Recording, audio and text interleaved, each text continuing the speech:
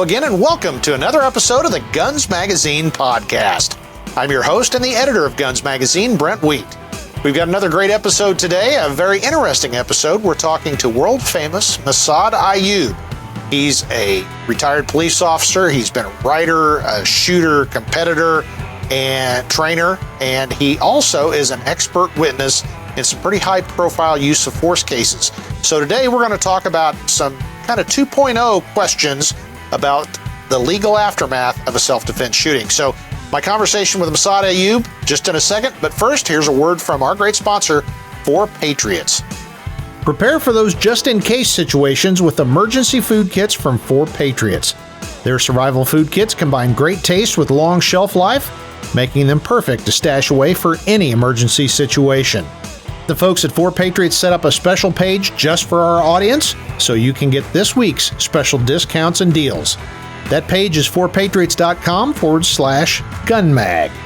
Again, just go to forpatriots.com/gunmag for all the special discounts and deals. Well, good afternoon, Massad. Hey, Brent. Well, it's good to talk to you and see you. We haven't been face-to-face for quite a while, and now through the miracle of the internet, we get to be face-to-face. So I appreciate you taking time to talk to us from your new studio there. I was kind of surprised when you said you've got this set up now so you can do video, which is great. So glad you could join us. Thanks. We generally work from home and home office, but we live in the boondocks with horrible bandwidth.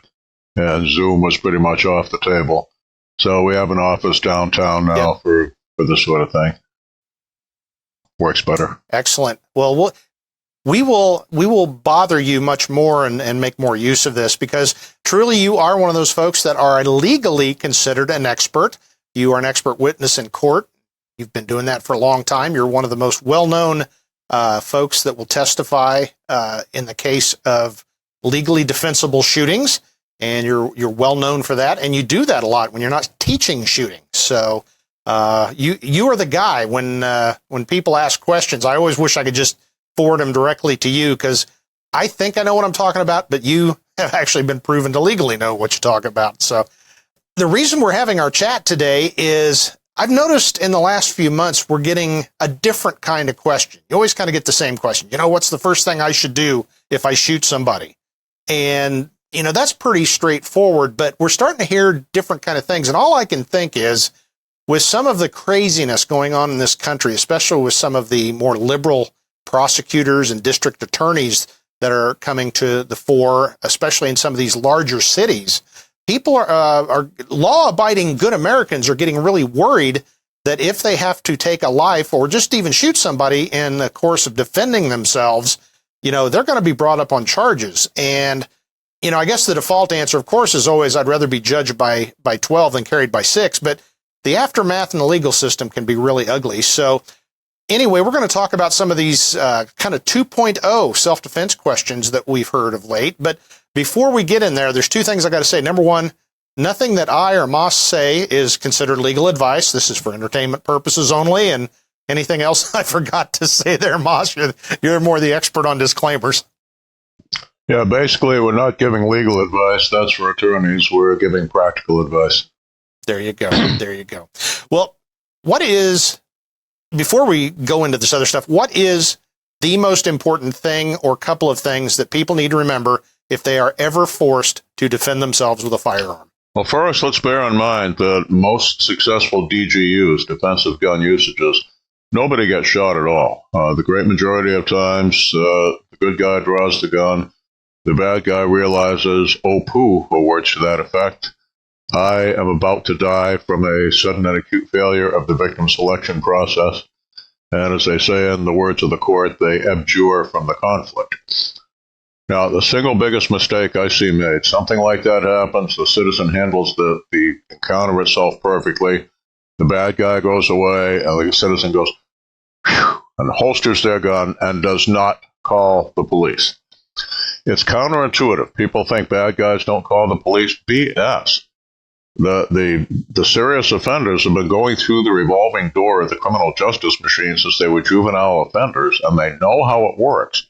and they don't like losing at their own game. They're going to hide their weapon, they're going to call the police, and they're going to say, a crazy guy that looks remarkably like Brent Wheat pulled a gun on me, and I'll sign the complaint. I want that man arrested.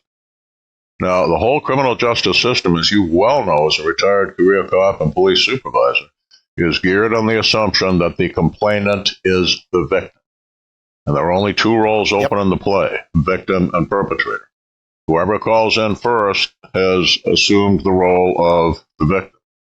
By default, you become the suspect. And let's say they got your license tag, the cops track it, they come to your door, say, sir, we'd like to talk to you about the incident at First and Main. You say, oh my God, this guy came up, he pulled a knife on me? Really? Yeah, I had to draw my gun and he turned and ran? Really? That's serious. And you didn't call us, you're under arrest. And it goes downhill from there. The die is cast. Your mom was right when she told you only have one chance in life to make a first impression. Now, a whole lot of the criminal defense lawyers who've spent high 90th percentile of their career trying to mitigate the guilt of actually guilty clients tend to reflexively apply the same principles to the citizen who actually did the right thing. And unfortunately now, we're in the land of what's called the affirmative defense. We're not saying we didn't do the thing we're accused of. We're saying, darn right, I did it, but I was justified in doing it. And one element of that is historically it has shifted the burden of proof. Remember, the first impression was the other guy was the victim, you were the perpetrator. And murderers, gangbangers, all the time say, I shot the other guy in self-defense, which sometimes is actually true. But basically, the typical advice of say nothing to the police tends to not be the best advice for the citizen who legitimately drew the weapon. You have responded to these scenes, Brent, and officers you supervised have, and you know the drill that the public doesn't. Particularly if someone's been shot, that scene is going to be absolutely chaotic. And all the emergency services, police, fire, and EMS, emergency medical service, the highest priority is preservation of life. Preservation of evidence comes down a little bit lower. In your sister magazine, American Cop, a few years, probably a decade or so ago, one of the writers took heat for saying, how dare you insult our brother and sister emergency professionals, the EMS, when you say that they are the evidence eradication team. But the fact is, that's just how it happens. You've got people wearing heavy boots, usually, trampling the scene. They're cutting the guy's clothes off, which might compromise gunshot residue trace evidence that would confirm your story that the guy was right on top of you when you fired. Spent casings get kicked into gutters. Spent casings get picked up in tire treads. Spent casings get picked up in boot treads or just kicked around. And you and I know that the location of the spent casing doesn't conclusively pinpoint the position of the gun on the shooter. But a whole lot of people don't realize that. We've had cases, the famous FBI incident in April 11, 1986.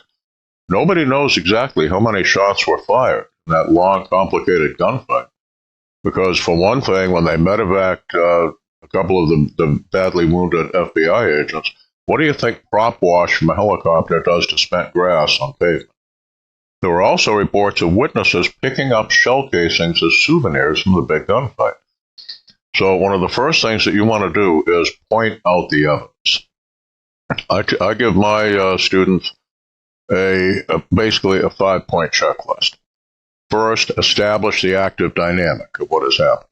The active dynamic is not that you shot him. The active dynamic is what he did that forced you to shoot. That man tried to rob me at knife point. That man tried to rape me, whatever it was. Second, indicate future cooperation. That you'll sign, I'd say something like, I'll be happy to sign a statement later. Assuming the guy's still alive, I'll be happy to testify against him in court. Things of that nature. Reinforce who's the victim here and who's the perpetrator.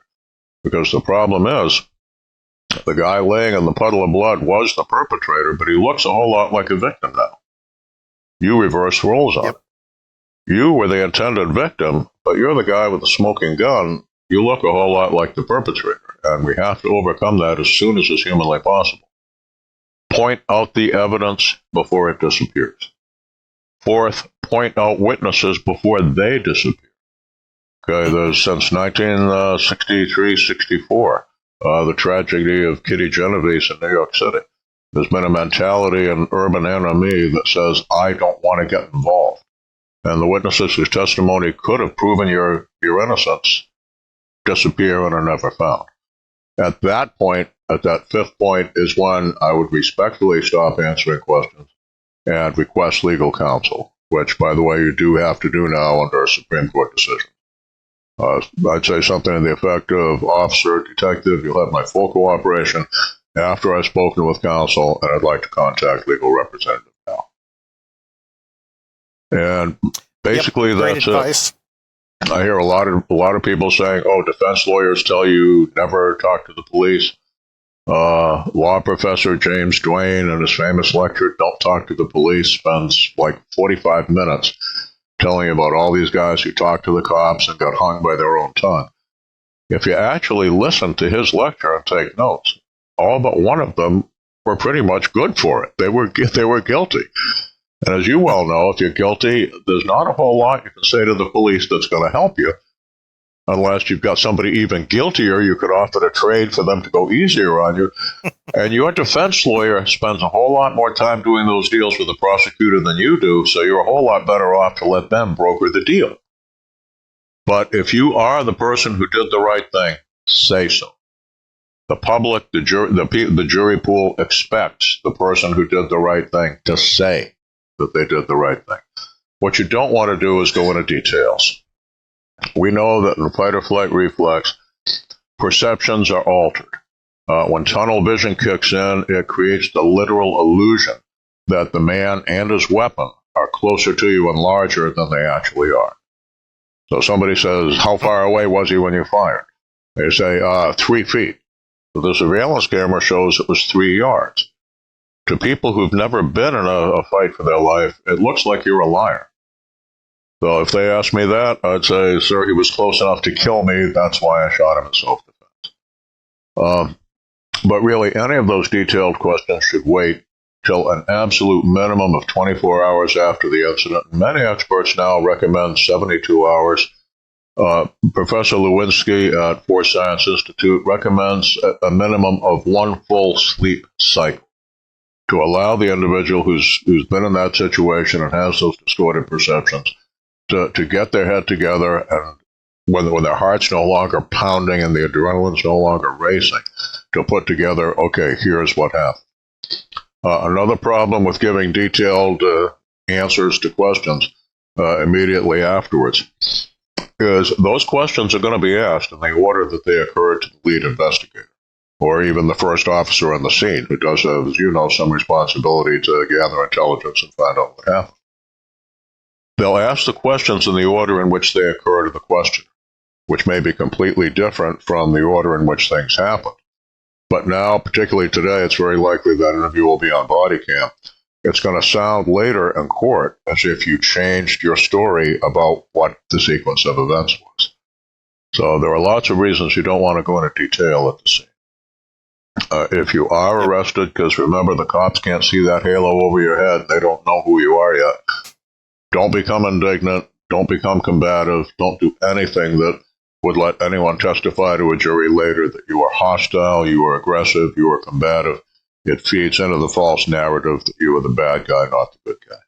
That's absolutely true. And, speaking, both of us can speak from experience. We've been on scenes where you take the evidence into consideration, you take into what people are saying, and you're going, I think that guy is the good guy, but boy, what a jerk. You're not winning friends and influencing people, by antagonizing folks. So that's all great advice and a great refresher if you've already had it, and words to live by if you haven't. But now that we've kind of established a baseline, I wanted to get into this kind of 2.0. This is a thinking person's occupation, so these are some questions that I'm sure more than just one person had. So I'm gonna read a few of these off, and we'll kind of talk about them. And again, these are hypotheticals, and I doubt if you've run across them. Maybe you have, but I would be definitely interested in hearing your opinion. And the first one, and I've heard this quite a bit. Well, if you're using hollow points, does that show some kind of savage intent on your part that you're really wanting to maim and wound and murder people by using those hollow points? And you know, to a person that's got any kind of training in shooting, like, no, because that's what they do best. But people are asking this. So would you foresee a situation where somebody could actually get behind the 8-ball because they chose hollow points over a far less effective full metal jacket? Well, it is very, very common. You don't see it in police cases anymore. And the reason is the expanding bullets are virtually 100% standard issue now for American police service handguns. This whole thing with the hollow point dum-dum bullets being indicia of malice, which I still have trouble saying with a straight face, as you can see. We regular English-speaking folks say, why don't they say indication of malice? Because attorneys never speak English when they can speak Latin, apparently. It actually goes back about 50 years. There was a movement in the mid-1970s that began in an article in the progressive magazine The Nation titled The Vietnamization of Main Street. And the whole thing was about demonizing the hollow point bullets that at that time American police were just starting to go to get the standard 38 special up off its knees for stopping power. And the article had phrases that we are seeing to this day in courts. Bullets shaped like the nacelles of jet engines, you know, and you can kind of hear the B-52s warming up in the background for a nuclear strike. The bullets mushroom, and you picture the nuclear cloud over Hiroshima. One phrase in there that we keep hearing is, the bullets don't explode, you do. And let them bring that up. Historically, every single time it's come up in one of my cases, we have been able to shoot it down. And we show the jury the 4 very good reasons why police have gone to the hollow points and similar expanding bullets, and why we strongly recommend the same for the responsible armed citizen. In no particular order, reduced likelihood of ricochet that can strike a bystander. A ball round is typically round nose, and in the auto pistols most people carry today has a hard full metal jacket on it. If it strikes a hard surface on almost any angle of obliquity, it can ricochet and go off on an unpredictable trajectory. The jacketed hollow point, that hollow cavity there, tends to have a cookie cutter effect. You need a real steep angle of obliquity for it to ricochet. Normally, it'll bite into whatever it hit and either bury itself there or shatter or tumble and very quickly decelerate and lose its power to wound. It reduces overpenetration. And there are some people on the gun forums that don't understand how important that is. There's no backstop in a gunfight except the body of the offender. As callous as that may sound, it's the reality we have to deal with. And it appalls me that people who would never go on one of the old, indoor shooting ranges that was built in 1950, and there's a big sign that says, don't shoot anything bigger than 22 rimfire, it'll penetrate the backstop. None of those people would load up a magazine of armor piercing and shoot it at that backstop. Yet the same person carries ball ammunition on the street. Now, the studies going back to the late Dr. Martin Fackler, 9mm ball, 40 S&W full metal jacket, 45 hard will go more than 2 feet through solid muscle tissue simulating Fackler formula, IWBA formula, International Wound Ballistics Association formula, ballistic jello. Fackler had in his office a diagram of 3 people standing in a row, and that 45 bullet goes through and through the first one, through and through the chest of the second one behind him, and buries itself in the chest of the third. And it would literally approach negligence to be carrying that stuff on the street if you had any other option. New York City Police Department was probably the last big department to go from ball ammunition to hollow points in 1999, Brent. And they did it only after the New York Times did a Freedom of Information Act thing, and they found 17 innocent people, including brother and sister officers, who had been hit by those full metal jacket 9mm bullets they were issuing after the bullet went through and through the intended perpetrator. The hollow point with that evil mushroom effect can also be seen as a parachute effect. As the bullet widens and meets more resistance, it slows down, and it's much more likely to remain in the body of the offender. There's no 100% guarantee, but vastly more likely. That's why FBI's protocols, which emphasize tactical penetration, insist that the bullet not go more than 18 inches through the IWBA calibrated gelatin. Third, historically, and you know this well after a long career in American law enforcement, the hollow point bullet stopped violent encounters faster, assuming equal shot placement. You can remember the time I came on in the early 70s. You came on not too long after that. Departments like NYPD, LAPD, where they had round nose lead 38 Special Standard Issue. The first thing a field training officer would tell you on your first night on patrol is, kid, no matter what they told you at the academy, if you've got to shoot somebody to stop him from killing you or me or one of the citizens we exist to protect, you better feed him all 6 quick, because that's what it's going to take to stop him. We found the hollow points simply work vastly better. Now, it sounds like, ooh, so the other side will say, ooh, so they kill more efficiently, more indicia of malice. No, what allows the cop or the citizen to shoot another human being? That person is doing something so horrible that society condones his death if necessary to make him stop pulling his trigger, to make him stop swinging that knife at innocent victims. And that which stops them faster better serves all the better angels, if you will, of society. And I think all 3 of those are incontrovertible. We can show those to be true to the standard that the court demands of expert witnesses, a reasonable degree of scientific certainty. The 4th point is somewhat debatable, but I think the weight of the debate falls on our side. And that 4th point with the hollow points, the expanding bullets, is it is arguably actually less lethal for the person who forced you to shoot him. Now, how could that be if it's supposed to cause more tissue damage? Well, let's go back in history. We can bring in the experts who were on the job back in the day when everybody was having to shoot them multiple times with 38 round nose or full metal jacket ball to make them stop doing what they were doing.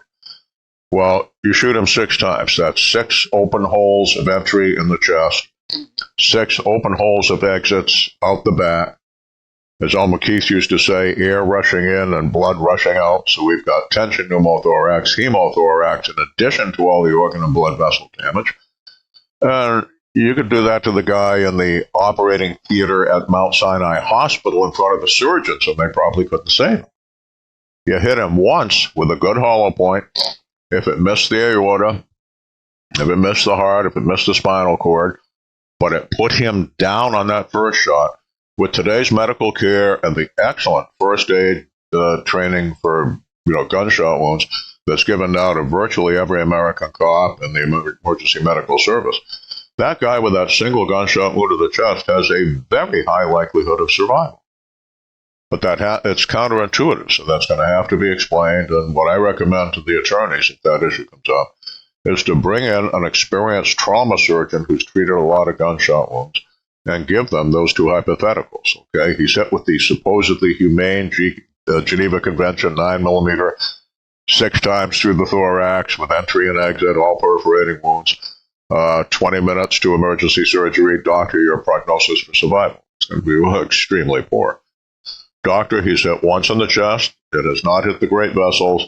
He is given routine first aid treatment and the same 20-minute window to emergency surgery, his prognosis for survival.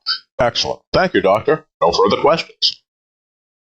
So throw me in that briar patch, Brer Fox, because we can defend that.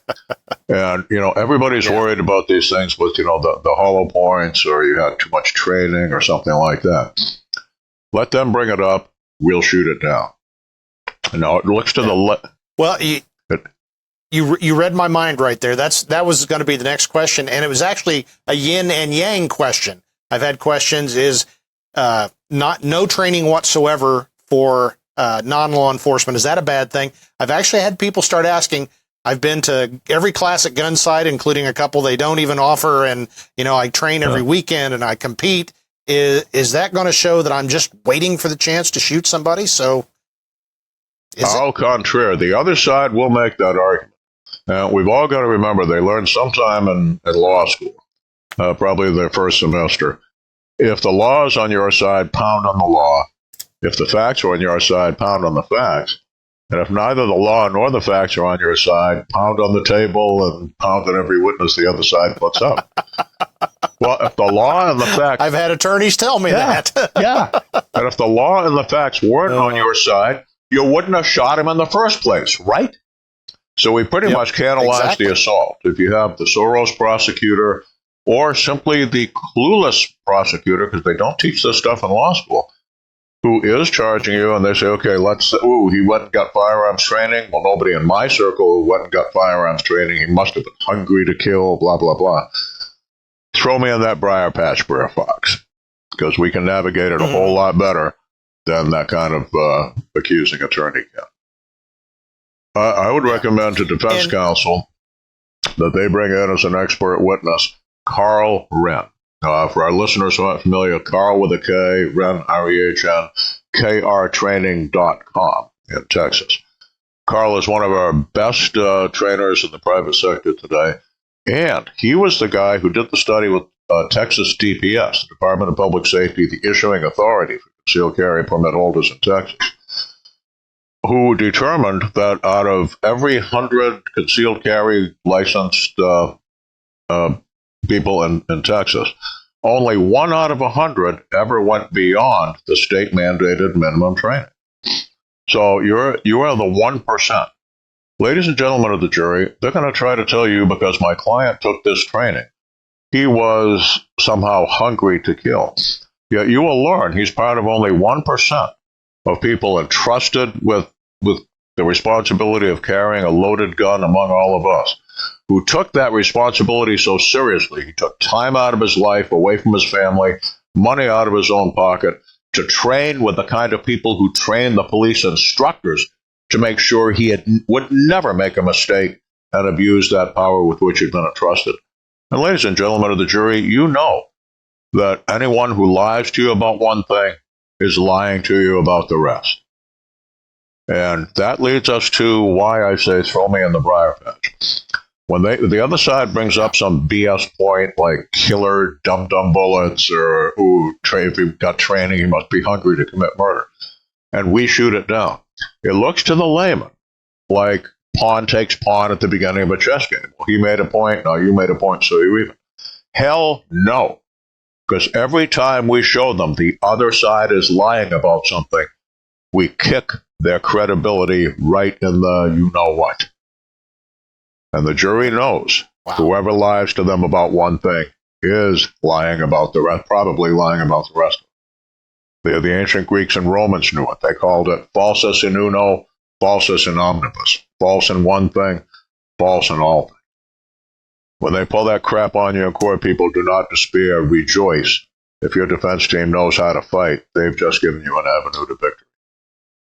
Now, a question that comes up along with training, and I actually wonder this too, with law enforcement and military, we have to periodically qualify. When law enforcement, generally about every month or 6 months tops. I personally have to go tomorrow as a retiree and qualify, and I'm getting psyched up for that. Is it becoming more important for citizens to have some kind of graded scoring on record, a qualification, if you will, or have we not necessarily gotten to that point yet? I recommend to my students that they do. When you compete in a match, basically they'll post the scores afterwards. Archive those and keep them. You'll be able to show that you went to these competitions not to practice killing people, but to essentially test your skills against the best competitors around, and to hone your skills, because every hit is the opposite of a miss that could have endangered the public. Now, if you don't have time or budget to compete, all of you, probably everyone watching this owns a smartphone that they can record on. Go online, find out what's the standard or one of the standard police qualification courses in your state. Turn on the camcorder, set it up so at an angle where it can see both you and the target. Shoot the qual and be able to show, sir, when they say, who is this ordinary person to walk around among us carrying a gun like a trained policeman? Now your attorney can say, ladies and gentlemen of the jury, we will show you evidence that he qualified to a prevailing police standard, the same as the police officers and the bailiff who are guarding us in this room. I call it Ayoob's Law number 1, be able to predict where the attack will come. Have the counterattack already in place and poised for launch. Because when it happens, you ain't going to have time to figure it out. You've got to have it down to stimulus response. And if you think about it, it's probably one of the first rules of human conflict, whether the arena is the courtroom, the battlefield, a dark alley, or a debate society. But I do have one direction I want to go, and this is something that I will say I've had personal experience with, and I'm sure you have too. Over the years, as a supervisor of police officers, toward the end of my career, it became very important. You'd see guys wearing the T-shirts in the gym, you know, kill them all, let God sort them out. And now with social media, you know, posting things that, you know, my test always as a supervisor was you set somebody down and go, at what point did that seem like it was a really good idea? And I'm sure you've run across clients now that are suddenly being crucified because of the things they've said or watched or liked. Talk a little bit about how you live your life and how you project your life to the greater world through social media and the internet and things like that. When you stand in court, people, your life becomes an open book. The other side is going to be investigating all of your social media stuff. It's real easy now, almost any kind of a case, excuse me, to get the judge to sign a warrant to seize all the computer devices you have access to. And they're going to be looking for what kind of forums do you read, what kind of forums do you post on. Did somebody say, kill them all and let God sort them out? You posted like, or anything like that. And they will absolutely attempt to use that as a state of mind issue. But a part of the prosecutorial burden is an element called mens rea.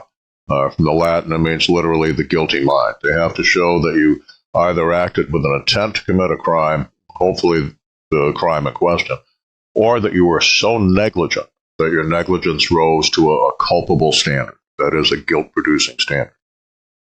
State of mind issues like saying, boy, if somebody did that to me, I'd blow their brains out. Boy, I hope somebody tries that with me. That kind of stuff can hurt you really badly. We saw it in this past year in the Austin, Texas case of the Uber driver who shot and killed the man at the Antifa protest, who had an AK-47 inches from him. You couldn't see it on the poor camcorder evidence. But the defendant claimed he was starting to raise that AK, and the defendant was a career soldier moonlighting as an Uber driver. He was familiar with an AK and what it could do, and that it could shoot through that door like a piece of cheese. And he shot and killed the man. One of the things that really hung him in court was he had done social media stuff whenever there was, you know, a riot or a protest blocking people in traffic, saying, boy, if they did that to me, I'd...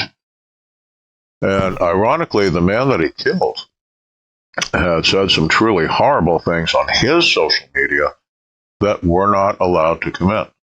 Bear in mind that prior bad acts by your opponent, if they were not known to you, that's Federal Rule of Evidence 404B, if they were not known to you, cannot be used in your defense for harming him because they were not formative to your decision and your action for which you're now being judged. So plaintiff's counsel and the prosecutorial bar, social media has become their best friend. Lose that bloodthirsty crap. Do not be wearing the T-shirt that says "Kill a commie for mommy." But my pet dog, I've got a rescue dog here that's vying for my attention. My favorite dog over the years was a humongous Great Dane. And I had a whole lot of friends and students would give me these T-shirts and signs that said, "Never mind the dog, beware the owner." And I gave them away to people who owned like Chihuahuas and stuff.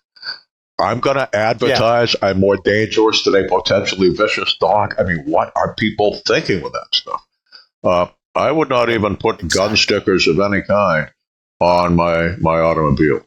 The reason being, first, it's a magnet for vandalism by people who hate gun owners.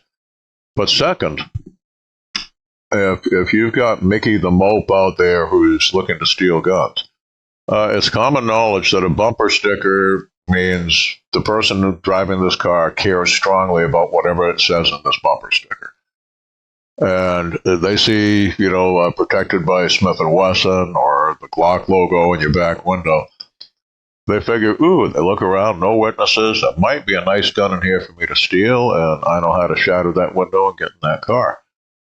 And the ones who can delay their gratification will figure, well, if he's so into guns that he's got gun stickers all over his car, I bet he's got a bunch of them. And if I just fall back and discreetly follow this car to where it lives, I'll know where the mother lode is, and I'll go there. And maybe your mom or your spouse is going to be alone at home when they come for that. So my recommendation is no, I'll wear a gun logo thing at a shooting match or a shooting class or something. There's nothing on my vehicle that's going to indicate firearms. And please, no shirts that indicate bloodthirsty stuff. The Punisher skulls on the grips. Okay, the Punisher was a Marvel character who was a literal vigilante who hunted down and killed people as judge, jury, and executioner that he thought were bad guys. You saw a decade ago in the Zimmerman case, just a couple of years ago, the Rittenhouse case, the other side calling you a vigilante for protecting yourself on the street. And you're going to have the very symbol of the vigilante, the Punisher skull, on your pistol? Good Lord. So I totally agree with you on that, Brett. You're on the right track. So you don't have one of those signs at the front door, trespassers will be shot, survivors will be shot again. That's just asking for prosecution in my book. That's the Plaintiff's Counsel's Guaranteed Employment Act. Yeah. I think that's the one where the defense attorney looks at kind of everything and goes, maybe we need to arrange a plea bargain on this one. Yeah. So, well, to wrap this whole thing up, we've talked about maybe some scenarios people hopefully hadn't thought about, and you've informed them. But let's put this whole thing in perspective. Where do we stand today? Is it worse today than, say, 5 years ago? You've pointed out a couple of situations which look to me like travesties almost, but yet the shooter, we'll say, the good guy, hopefully, did everything in their power to screw themselves over. Maybe we just see that more because of the media, or is there really, in your opinion, a concerted effort to jam up people that use firearms lawfully? There is a concerted effort. The so-called Soros prosecutors, George Soros, the billionaire progressive, has if you're listening to this on audio, those are air quotes, has a history of spending enormous amounts of cash to get people elected as lead prosecutor, district attorney, or state's attorney, whatever, Commonwealth attorney, whatever it might be in your state, who will follow his particular guidelines. He seems to be very anti-police, very anti-armed citizen, and honestly, almost pro-criminal. We're seeing in Chicago, for example, and indeed the entire state of Illinois with the recent law passed there, criminals allowed to walk on the street with no bail required, after horrendous crimes that, in the past would have got them locked up with no bail or insurmountable bail. At the same time, we're seeing show trials of cops who used force reasonably, but the media spins it in such a way that, no, it's a brutal killer cop or, brutal officer brutality and all that, police brutality. And basically what you have, the prosecutor's office has a whole lot more money than you do. And it's real easy for them to browbeat somebody into a plea bargain. Or, if it's one reason I belong to the Armed Citizens Legal Defense Network. I've been on their advisory board since their beginning now. I saw so many people bankrupted by the legal fees, Brent, after a clear-cut justifiable shooting that basically became a political football. A big part of it was, just like you at the police academy were told, we don't discuss our cases in the press, it'll all come out in court, right? And the attorneys were taught the same thing in law school. Unfortunately, that treaty only works when both sides abide by it. And we started seeing classically back with the Zimmerman case in 2012, when the other side literally hires PR people to create this whole trope of, the guy who got shot was an innocent child skipping down the street, and the bloodthirsty racist killed him. It so outrages the public that there are, literally riots. Well, the people on the jury figure there was a riot after this guy shot the guy. If we don't convict him, there's going to be another riot, and it'll be our fault. And that gives them a great deal of impetus to find for guilt. And I applaud both the Zimmerman jury and the Rittenhouse jury for not doing so. Now, having said that, you're going to get people commenting, oh my God, you people are nuts. Zimmerman was a murderer, Rittenhouse was a murderer, blah, blah, blah. Because it's human nature, once they've formed an opinion based on hearing only one side of the case, unfortunately, that when someone tells them otherwise, they almost take it as a personal insult. But anyone who watched the Zimmerman trial and is familiar with the evidence, anyone who watched the Rittenhouse trial and is familiar with the evidence, knows that those were justified homicides. The hard evidence proved it. But you saw the ordeals those men went through. I happen to know George Zimmerman. I was retained originally right after the shooting by his first attorney, Craig Sonner. When Sonner left the case, and they brought in Mark O'Mara and Don West, I was interviewed for that, but didn't offer to do it for free. Someone else did. They got the job. And by the way, that expert did a great job in the Zimmerman case. Don't get me wrong. But later I got to know Zimmerman, and he's not the idiot he was painted to be. He's actually a pretty sharp young man. But he now has to live under an assumed name. They made him the most hated man in America. And we've seen something somewhat similar with young Rittenhouse in the more recent incident. Now, those cases were enormously expensive. It was a seven-figure legal bill on both of them that neither man, of course, could afford to pay. Excuse me. The attorney, I took a class from Mark Richards and his colleague, Attorney Chirafisi, who did, I thought, an excellent job in the defense of Kyle Rittenhouse. And they told me it cost over $1 million. But that came out of donations from people like your viewers who saw the reality, saw that thing unfold before them on the video, and knew self-defense shooting when they saw it. And let me now publicly thank all those people whose donations made that kid's acquittal possible. But basically, if you have someone who can back you up, whether it's Armed Citizens Legal Defense Network or one of the other providers, I've seen so many people bankrupted by the legal fees. I've seen parents who had paid off their homes and were going to die in those homes that they owned free and clear and will them to their children, have to reverse mortgage them to pay their sons or their daughters' legal fees. So I think it's a good time for us to have a little bit of backup. I think also it's time for the paradigm to change. What happens in things like the Kenosha shooting, the Blake shooting that had triggered the riots and Rittenhouse's presence in Kenosha in that case, it was clear from the evidence from the very beginning. The newspaper should have been knife-armed kidnapper shot down by police in self-defense. Instead, the other side came up with this utterly bogus thing of the unarmed man. For God's sake, you can look at the video the guy's holding a knife in his left hand the entire time. And the city burned over there. The Kenosha Police Department was silent. Now, going back to LAPD, back when Tom Beck was chief of police there, he changed the paradigm of we'll only discuss it in the press, or we'll only discuss it in court. He developed the policy that LAPD has now. Any potentially controversial use of serious force, they call the press conference. They play the 911 call that came in from the public, redacted so no one's name or particular address is publicized. Here's the body cam. Here's all the evidence. The investigation continues. We'll keep you apprised.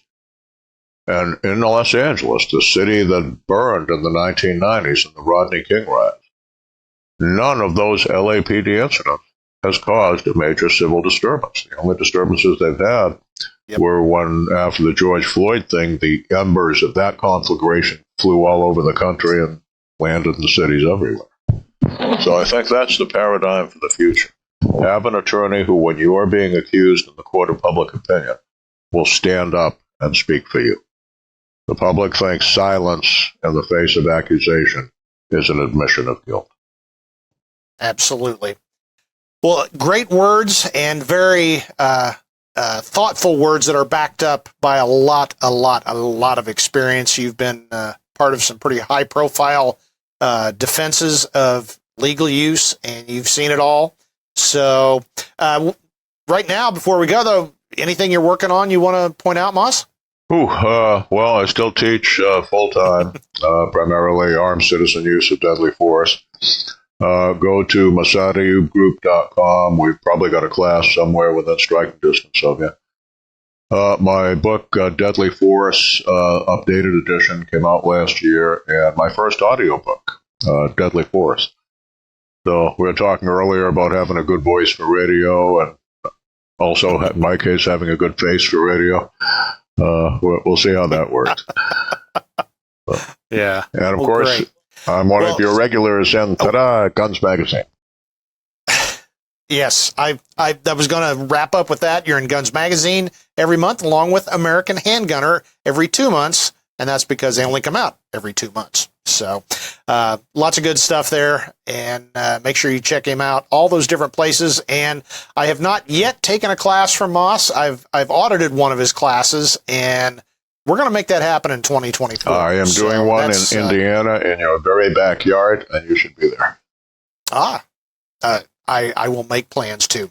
Well, Massad Ayoob, I appreciate everything you've said. This has been a very fascinating and interesting podcast episode, and I appreciate you taking the time out to talk with us here on the Guns Magazine podcast. Thank you, brother. Always a pleasure. My wife and I follow all your podcasts. Well, it was great talking to Massad Ayoob. He is such an incredible source of information. I learned a lot. I hope you did too. Before we go, I'd like to remind you to check out our great sponsor, 4 Patriots, for all your preparedness needs and supplies. If you go to their website, which is the number 4, the word patriots.com, and go to /gunmag, you can see all the great deals exclusively for the Guns Magazine podcast audience. Easy for me to say.